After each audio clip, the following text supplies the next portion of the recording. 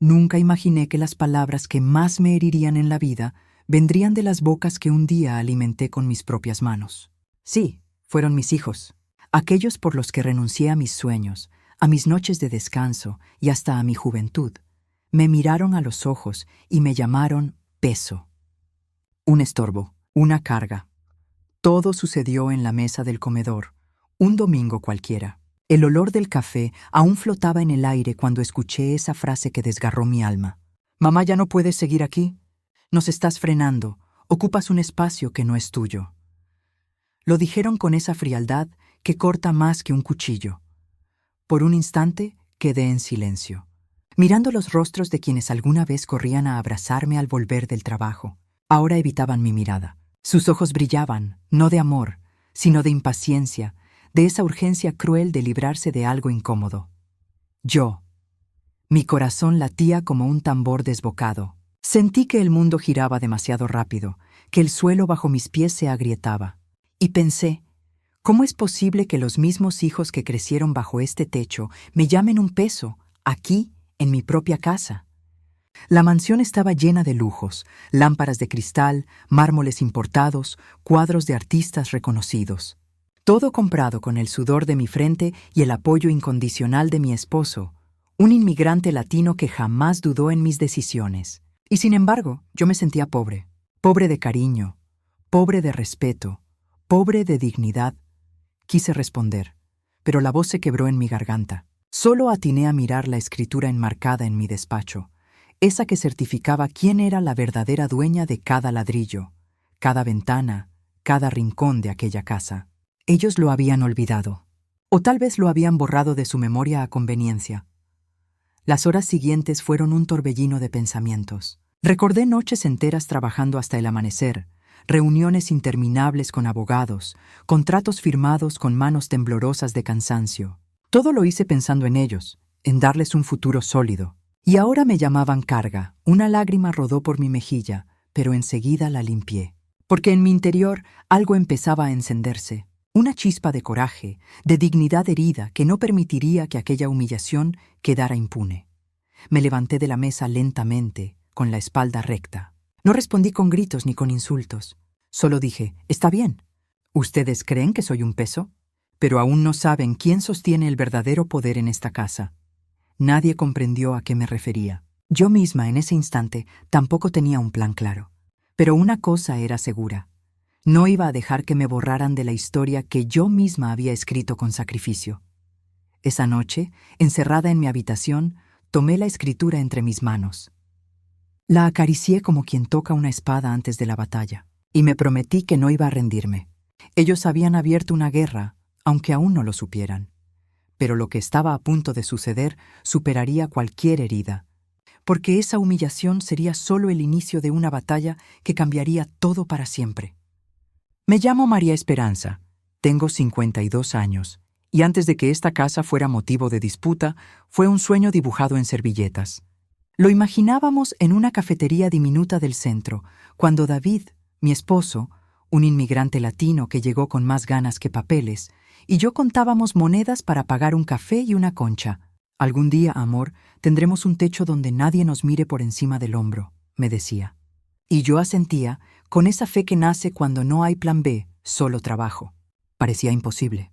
Y sin embargo, cada turno extra nos acercaba 1 centímetro. Yo era la primera en llegar a la oficina y la última en apagar las luces. Cargaba cajas, hacía llamadas, cerraba contratos que otros creían muertos.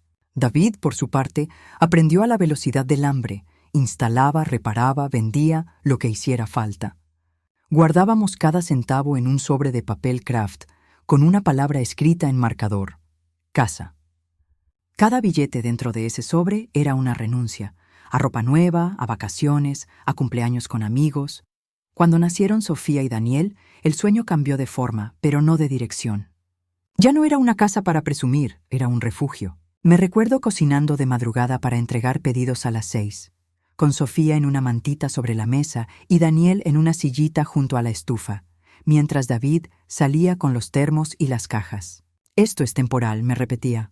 «Ellos crecerán sin miedo al desalojo, sin humillaciones». Yo juré que mis hijos jamás escucharían la frase que yo escuché de niña. Hoy no hay para la renta. Conseguimos el primer crédito cuando nadie creía en nosotros. El banco dudó, los vecinos chismearon, la familia preguntó si no era mejor algo más humilde. Firmamos igual. Pagamos intereses que dolían como muelas cariadas, pero ni un día nos atrasamos. Yo aprendí de leyes lo suficiente para no ser estafada y me aseguré de que la escritura llevara mi nombre. No por ego, sino por estrategia. Yo tenía mejor historial y David insistió. Más seguro así, Esperanza. Confía. Esa firma, que entonces parecía un trámite, hoy es la frontera entre mi dignidad y la nada. Los niños crecieron y la casa creció con ellos. Una ampliación por aquí, una biblioteca por allá, un jardín donde David plantó limoneros para espantar la mala suerte. Las navidades olían a canela, las mañanas de domingo a pan recién hecho. Hubo risas, hubo discusiones, hubo aprendizajes. Lo normal. Pensé que estábamos construyendo memoria. Nunca imaginé que un día ese álbum sería usado como arma contra mí. Para levantar este hogar, sacrifiqué ascensos y noches de sueño. Rechacé un proyecto en otra ciudad para no desarraigar a los niños del colegio. Acepté clientes difíciles, tragué orgullos. Guardé pruebas de pago, contratos, facturas. Sí, documenté todo. Era mi forma de dormir tranquila. A veces David se burlaba. «Eres una caja fuerte con piernas». Yo le guiñaba el ojo. Una caja fuerte que protege lo que amamos. No sabía que esa obsesión por el papel me salvaría del intento de expulsarme de mi propia vida. Cuando Sofía y Daniel entraron a la universidad, la casa se volvió trampolín. De aquí salían a sus prácticas. Aquí volvían con sus primeras derrotas y sus primeras victorias. Yo estaba para celebrar, para aconsejar, para financiar. Sí, financié más de una matrícula, más de un viaje de estudio, más de un capricho adolescente que hoy prefiero llamar inversión afectiva. El amor de madre no lleva contabilidad, hasta que te convierten en saldo en rojo. David siempre fue mi espejo. «No te rompas, Esperanza», me decía cuando la carga pesaba. Y cuando dudé de mí, me lo recordó con su calma de hombre que empezó con nada. «Tú eres el motor. Si un día nos faltara el techo, tú levantarías otro». Yo reía, convencida de que ese «si un día» jamás llegaría. ¡Qué ironía! El día llegó, y su voz fue lo único que no se quebró dentro de mí. Mientras mis hijos crecían, también crecieron sus exigencias. Eso es natural. Lo que no es natural es el desprecio. Noté el cambio en detalles minúsculos. Puertas que ya no se cerraban con cariño, mensajes que se respondían con monosílabos, los agradecimientos que se volvieron reclamos. Una tarde escuché, detrás de una puerta, «Mamá no entiende. Ocupa espacio». Sentí la punzada, pero me dije que era cansancio, estrés, juventud impaciente. Quise creer que pasaría, como pasan las tormentas. Pero esta estaba apenas formándose. Y aquí está lo más duro de contar. Yo permití demasiadas pequeñas humillaciones en nombre de la paz. Cedí mi estudio para que Sofía tuviera su cuarto perfecto. Convertí mi sala de lectura en gimnasio para Daniel. Cancelé una cirugía dental para pagarle un curso. No lo digo para cobrar, lo digo para reconocer que puse a todos por delante de mí. Ese hábito de ir al final de la fila me dejó sin asiento cuando empezó el empujón. Si hoy repaso cada renuncia, no lo hago con odio. Lo hago para recordar quién soy, porque si mis hijos me llamaron peso, no fue de la noche a la mañana. Fue después de una cadena de invisibilizaciones que yo misma avalé. Y sin embargo, aunque los crié para volar, olvidaron mirar la plataforma desde la que despegaron. Esa plataforma tiene nombre, folio y sello. Escritura, no 117A, a mi nombre. Por eso duele y por eso importa. Este capítulo no es para victimizarme, es para contabilizar el amor en su forma más concreta. Horas, facturas, decisiones, firma, y dejar claro por qué no aceptaré que me arranquen de mi propia historia. Porque donde ellos ven espacio ocupado, la ley ve propiedad, y mi conciencia ve sacrificio convertido en derechos. Y fue justamente por todo lo que di que la traición dolió aún más, y me empujó a una decisión que nadie en esta casa vio venir. La traición rara vez llega de golpe. Se va gestando en silencios, en miradas que ya no brillan, en frases cortas que cargan cuchillos escondidos. Pero aquella tarde ya no hubo sutilezas. Fue la gota que quebró el cristal. Era un viernes. Recuerdo el olor del guiso que David cocinaba en la cocina, intentando mantener vivo un poco de normalidad. Yo estaba en la sala cuando escuché las voces de mis hijos discutiendo en el comedor. No sabían que yo estaba cerca. ¿Hasta cuándo tendremos que aguantarla aquí? No aporta nada, solo ocupa espacio. ¡Es un peso! Las palabras rebotaron en mis paredes como un eco maldito. Y aunque ya había oído insinuaciones antes, escucharlo tan claro, tan frontal, me arrancó el aire de los pulmones. Me acerqué despacio, con el corazón palpitando en los oídos. Al entrar, Sofía me miró sin pestañear, como si no hubiera nada que ocultar. Daniel, en cambio, bajó la vista. Fue entonces cuando sentí que algo en mí se rompía. ¿De qué sirvió construir un imperio, firmar contratos, asegurar un futuro, si mis propios hijos me reducían a la palabra peso? Intenté hablar. La voz me salió temblorosa. ¿De verdad piensan eso de mí? Sofía, fría, replicó: «Mamá, no lo tomes a mal. Pero es la verdad. Ya no necesitamos que controles todo. La casa es grande, pero tu presencia nos limita». Cada palabra fue una bofetada invisible.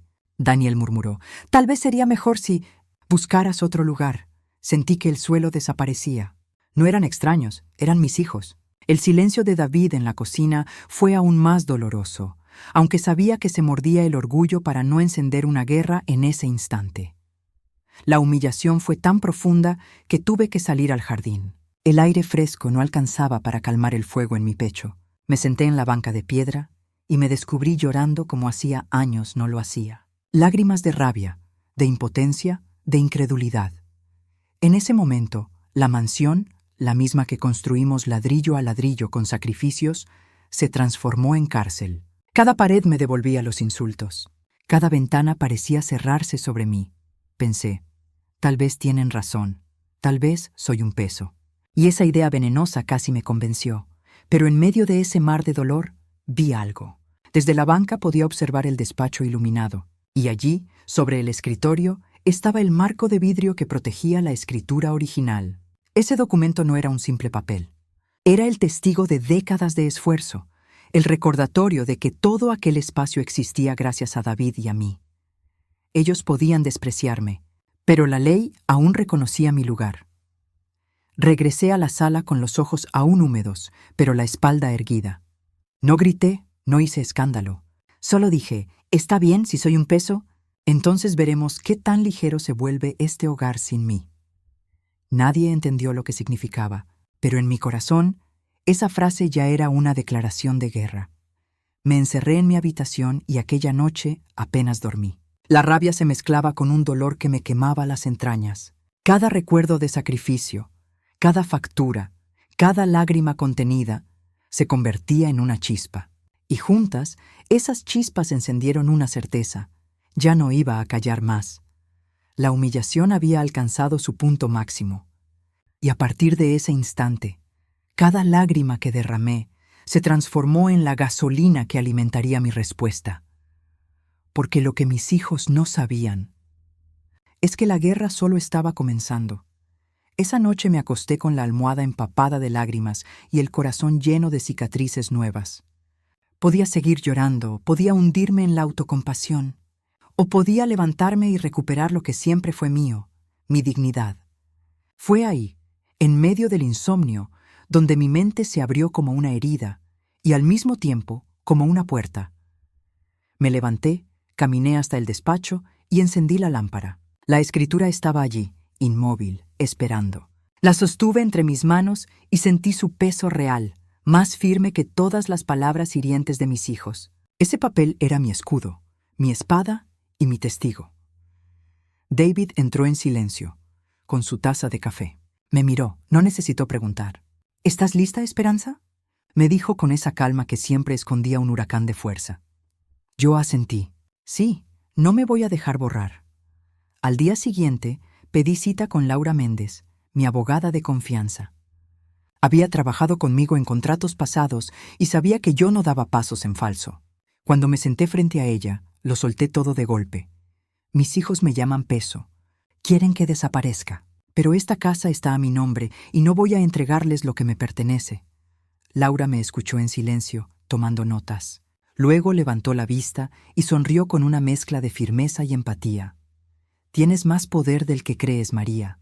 Ellos pueden gritar, manipular, incluso intentar expulsarte emocionalmente. Pero legalmente eres la única dueña. Y si decides actuar, no habrá marcha atrás. Salí de esa oficina con un plan latiendo en las venas. El miedo todavía estaba, claro, pero se mezclaba con una determinación que hacía años no sentía. Caminé por la ciudad como si flotara, pensando en cada detalle, las cuentas, las opciones, los próximos pasos. Esa misma tarde reuní a David en la sala. «Voy a vender la casa», le dije sin rodeos. Sus ojos se abrieron, pero no de sorpresa, sino de respeto. «Si esa es tu decisión, yo estaré contigo. Nadie merece ser humillado en su propio hogar». Durante días hice llamadas discretas. Contacté corredores de bienes raíces, pedí tasaciones, consulté con notarios. Cada conversación era un ladrillo más en la muralla que me estaba construyendo para protegerme. Mientras mis hijos creían que me doblegaban con su desprecio, yo tejía en silencio la red que me devolvería el control. No fue fácil. Hubo noches en que la culpa me mordía. ¿Cómo podía siquiera pensar en vender la casa donde crecieron? Pero luego recordaba sus voces. «Eres un peso. ¿Ocupas espacio? Búscate otro lugar». Y entendía que ya no quedaba familia, quedaba propiedad. Y la propiedad, gracias a Dios, estaba a mi nombre. Empecé a escribir en un cuaderno todo lo que había callado durante años. Facturas, renuncias, recuerdos de sacrificios. No era solo catarsis, era documentación emocional. Era mi manera de preparar el terreno, no solo legalmente, sino también en mi espíritu. David me abrazaba cada noche, repitiendo, «No estás sola». Y por primera vez desde la humillación, le creí de verdad. El día que firmé con Laura el inicio del proceso de venta, sentí que recuperaba el aire. Caminé de regreso a casa con la frente en alto. Sofía y Daniel no sospechaban nada. Ellos seguían planeando, hablando entre susurros, creyéndose dueños de un espacio que jamás les perteneció. Yo, mientras tanto, guardaba un secreto bajo llave. Un secreto que muy pronto se convertiría en la lección más dura de sus vidas. Porque cuando menos lo esperaban, tomé la decisión que lo cambiaría todo. El silencio puede ser un arma más afilada que un grito. Y yo había aprendido a usarlo. Durante semanas caminé por la casa como una sombra tranquila, observando, escuchando, registrando cada gesto de mis hijos. Ellos creían que yo estaba resignada, que mi silencio era derrota. No sabían que era estrategia. La primera confrontación ocurrió en el comedor, el mismo escenario donde habían lanzado las palabras que me destrozaron. Sofía, con un tono arrogante, me dijo, «Mamá, ¿has pensado ya en dónde vas a ir? Porque no podemos seguir así eternamente». Respiré profundo y respondí con calma, «Sí, Sofía, he pensado mucho, más de lo que imaginas». Ella arqueó una ceja, desconfiada. «Y muy pronto lo sabrás», dije sin temblar. Daniel intentó interceder, pero su voz se quebró. «Mamá, no lo tomes personal. Es que ya no encajas en nuestra vida». Lo miré con la serenidad de quien ya había tomado una decisión irreversible. «¿En tu vida, Daniel?» «Qué curioso, porque toda tu vida fue levantada bajo este techo. Y este techo está en mi nombre». Ese día dejé caer la primera ficha del dominó y vi el miedo disfrazado de soberbia en sus ojos. Semanas después, convoqué a ambos en la sala. David estaba a mi lado, silencioso pero firme como un muro. Coloqué sobre la mesa un sobre con varios documentos. «Quiero que lean esto». Sofía lo abrió con impaciencia y palideció al ver el logotipo de una inmobiliaria. «¿Qué es esto?» «Es el inicio del proceso de venta de la casa», respondí. «He tomado la decisión». El aire se volvió espeso. Daniel se levantó de golpe. «¡No puedes hacer eso! Esta es nuestra casa». «¿Nuestra?», repliqué con un tono que nunca habían escuchado en mí. «Revisa la escritura. Revisa quién aparece como propietaria. Ustedes me llamaron peso. Pues bien, ese peso es el que sostiene cada pared que los rodea». Sofía golpeó la mesa con la mano. «Esto es chantaje emocional». «No, hija», dije acercándome. «Esto es consecuencia. Durante años lo di todo por ustedes. Y cuando llegó el momento, ustedes me negaron respeto. Ahora la ley habla más alto que sus caprichos. El ambiente se volvió insoportable». Daniel, con lágrimas contenidas, suplicó, «Mamá, no lo hagas. Piensa en los recuerdos, en la familia». «¿Familia?», y lo interrumpí. La familia se respeta, se cuida, se honra. Ustedes me humillaron en mi propio hogar, y ahora tendrán que aprender que cada acción tiene un precio. El enfrentamiento se alargó hasta la medianoche. Gritos, reproches, súplicas, pero yo ya no era la misma mujer que lloraba en silencio en el jardín. Yo era María Esperanza, la dueña legal, la madre herida que había decidido levantarse. Al final, Sofía dijo con rabia: «Si haces esto, jamás te lo perdonaremos». Yo la miré fijamente y respondí: «Hija, lo peor ya me lo hicieron. Me llamaron peso. A partir de ahí, nada duele más». Me retiré a mi habitación con el corazón latiendo fuerte, pero no de miedo. Era la adrenalina de saber que había puesto el límite. Había iniciado la batalla final. Lo que ellos hicieron después fue aún más cruel, y yo no estaba preparada para ese golpe. Cuando uno pone un límite, descubre rápidamente de qué está hecho el otro. Mis hijos no tardaron en mostrar sus cartas. Intentaron intimidarme emocionalmente. Lloraron, gritaron, me acusaron de desalmada. Después pasaron a la estrategia social. Llamaron a familiares lejanos para pintarme como la villana, la madre ingrata que había enloquecido. Finalmente, llegaron a la amenaza velada: «Si vendes esta casa, no volverás a vernos». Lo escuché todo en silencio. Cada palabra que buscaba doblarme, en realidad me fortalecía, porque ya no se trataba de si me querían cerca o no, se trataba de mi derecho a no ser humillada. Fue entonces cuando, junto a David y mi abogada Laura, aceleramos los trámites. Firmé la autorización de venta, pedí tasaciones oficiales y reuní todos los documentos. Sentí una mezcla de miedo y liberación. Miedo, porque vender la casa era cerrar un capítulo de mi vida entera. Liberación, porque significaba tomar las riendas de nuevo. La inmobiliaria no tardó en encontrar compradores. En cuestión de semanas, recibí la primera oferta seria. Cuando vi el monto escrito, mis manos temblaron. No solo porque era una suma millonaria, sino porque cada cero representaba una victoria contra el desprecio. La noticia cayó como un rayo en la familia. Sofía estalló en furia. «No tienes derecho a borrar nuestra infancia». «Yo no borro nada, Sofía», respondí con firmeza.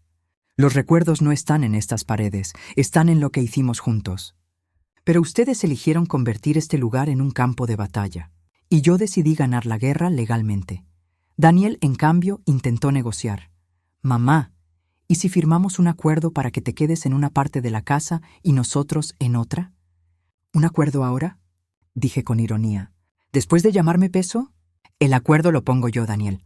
Ustedes se van. La escritura lo dice y la justicia lo respalda». El día de la firma final, entré al despacho de la notaría vestida de blanco, con la frente en alto. David a mi lado, como siempre. Laura, con los documentos listos. Los compradores, expectantes. Y allí, frente a todos, estampé mi firma sobre el contrato de compraventa. Ese trazo de tinta fue mi grito silencioso. Ya no más humillaciones. Horas después, mientras la inmobiliaria colocaba el cartel de vendido en la entrada, Sofía y Daniel me observaban desde la acera. Sus rostros eran un torbellino de incredulidad y rabia. Yo, en cambio, sentí una paz que hacía años no conocía. Por primera vez en mucho tiempo, dormí profundamente. Me desperté al día siguiente sabiendo que la casa ya no me ataba, que los grilletes emocionales habían sido cortados. Tenía dinero suficiente para empezar de nuevo, y lo más importante, tenía la certeza de que la justicia estaba de mi lado. Y sin embargo, la vida siempre guarda ironías, porque mientras yo celebraba mi renacer, el destino comenzaba a ajustar cuentas con aquellos que me habían herido. Y fue ahí cuando descubrí una fuerza que ni yo misma sabía que tenía. Y lo que vino después marcaría el verdadero giro de poder. Dicen que el tiempo acomoda las piezas que la rabia desordena. Yo no tuve que mover un dedo para verlo. Apenas la casa fue vendida y el dinero depositado en mi cuenta, la vida empezó a ajustar cuentas con mis hijos. No fue venganza mía, fue la justicia divina mostrando que todo lo que se siembra, tarde o temprano, se cosecha. Sofía había construido una imagen perfecta en redes sociales. La hija exitosa, la empresaria en ascenso, la mujer independiente. Pero esa independencia estaba sostenida en los lujos que salían de mi bolsillo. Sin el techo gratuito y las comodidades que yo pagaba, pronto se enfrentó con la realidad. El alquiler del departamento que quiso rentar le pareció insoportable. Las cuentas básicas la asfixiaron y por primera vez escuché de su boca palabras que jamás imaginé. «Mamá, ¿me ayudas?». Daniel, en cambio, había dejado sus estudios a medias confiando en que yo siempre estaría allí para rescatarlo. Cuando la casa se vendió, él tuvo que salir a buscar trabajo real. Descubrió que el apellido no paga cuentas, que las conexiones sociales no sustituyen el esfuerzo. Lo vi llegar cansado, frustrado, y entendí que estaba recibiendo la lección que la vida, y no yo, decidió darle. Y lo más curioso fue que quienes un día me llamaron peso, ahora cargaban con su propio peso, el de la responsabilidad, el de la adultez, el de enfrentar la vida sin muletas. Yo no tuve que gritar, ni vengarme, ni humillar. Fue suficiente con mantenerme firme y dejar que la realidad hablara. La familia extendida, la misma que murmuraba que yo estaba loca por vender la casa, pronto cambió de opinión. Cuando vieron que no me desplomé, que en lugar de llorar levanté mi cabeza y caminé con dignidad, comenzaron a susurrar otra cosa. María Esperanza siempre supo lo que hacía. Y esa fue la música más dulce que escuché en mucho tiempo. David, a mi lado, me recordaba cada noche. ¿Ves? El respeto nunca se pide, se conquista. Y tú lo conquistaste con la ley y con la frente en alto. Yo sonreía, porque en el fondo sabía que tenía razón. Sofía intentó jugar la carta de la culpa. ¿Cómo pudiste vender la casa de nuestra infancia? Y yo sin levantar la voz respondí, ustedes mismos la convirtieron en cárcel. La casa era mía, pero la memoria era de todos. Si destruyeron el respeto, ¿qué querían que quedara en pie? Ella bajó la mirada. No había respuesta. Daniel me abrazó una noche, con lágrimas en los ojos. Perdón, mamá.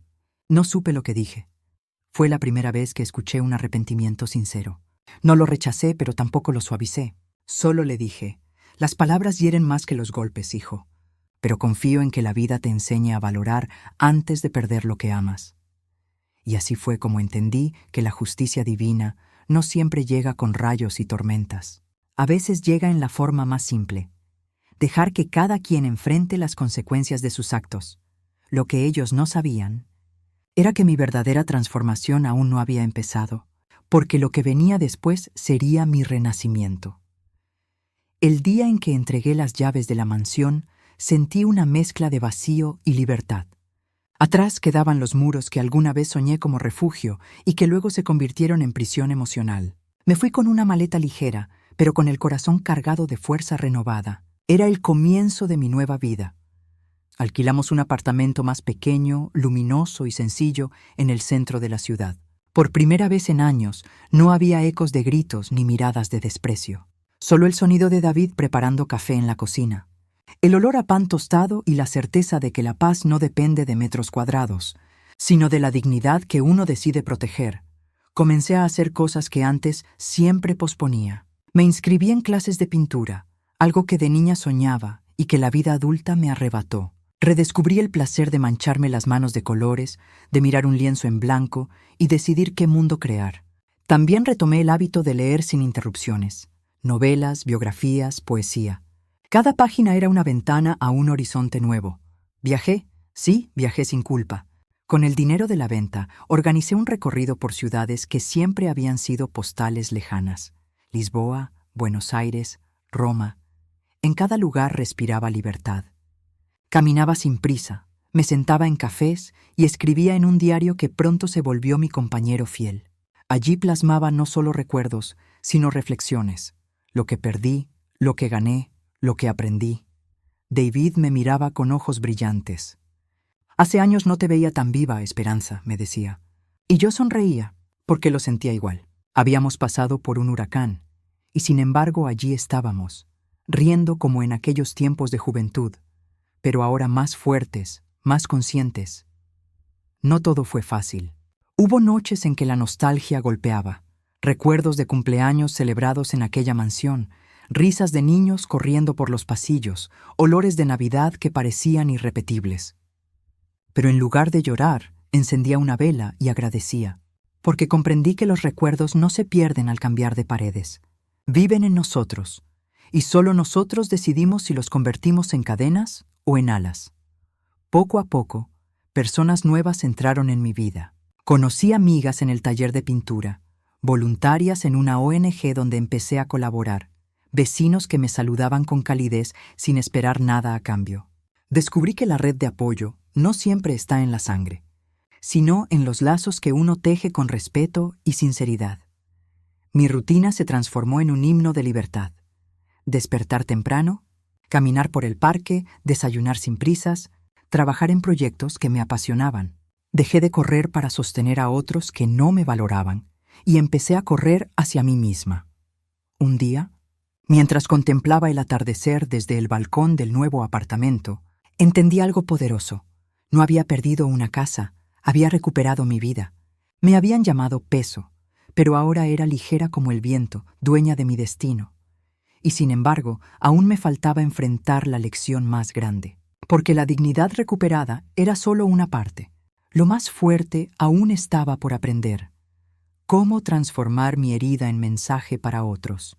Porque incluso después de renacer, descubrí que había algo más profundo que debía compartir con el mundo. Hoy, al mirar atrás, entiendo que aquella humillación fue un punto de quiebre, pero también fue la puerta hacia mi verdadera libertad. Mis propios hijos me llamaron peso, y aunque esas palabras me partieron el alma, fueron también el martillo que rompió las cadenas de un silencio que arrastraba por años. Aprendí que la dignidad no se negocia, que el respeto no se ruega, que cuando uno olvida su valor, siempre habrá alguien dispuesto a recordártelo de la forma más cruel. Y es en ese instante, cuando parece que todo se derrumba, que nace la oportunidad de levantarse con más fuerza. Si algo quiero dejar grabado en este relato, es que nunca es tarde para recuperar tu poder. Yo lo hice con la escritura de una casa, con un abogado y con la ley de mi lado. Pero no se trataba solo de ladrillos ni de papeles, se trataba de mi voz, de mi lugar, de mi derecho a existir sin ser pisoteada. A quienes me escuchan, les digo, no esperen a que los llamen peso para recordar lo que valen. No permitan que la ingratitud de otros les robe la certeza de todo lo que han construido. A veces la familia hiere más que los extraños, y aún así, uno tiene derecho a trazar límites, a decir basta, a elegir la dignidad sobre la costumbre. Hoy camino ligera, no porque no tenga cargas, sino porque decidí soltar las que no me correspondían. Mis hijos tendrán su propio camino, sus propias lecciones. Yo tengo el mío, y lo transito con la frente en alto, con David a mi lado, y con la paz de saber que hice lo correcto. Y ahora te hablo a ti, que escuchaste mi historia. Nunca es tarde para recuperar tu fuerza. Nunca es tarde para poner un límite, para firmar tu propio destino, para dejar de mendigar respeto y empezar a vivir con dignidad. Si esta historia te tocó, déjame tu like. Suscríbete al canal y escribe en los comentarios, en mi lugar, ¿qué habrías hecho tú? Porque al final, todos enfrentamos momentos en los que debemos decidir entre ser un peso o ser la fuerza que sostiene nuestro mundo. Yo ya tomé mi decisión, ¿y tú? ¿Qué harás cuando llegue tu momento?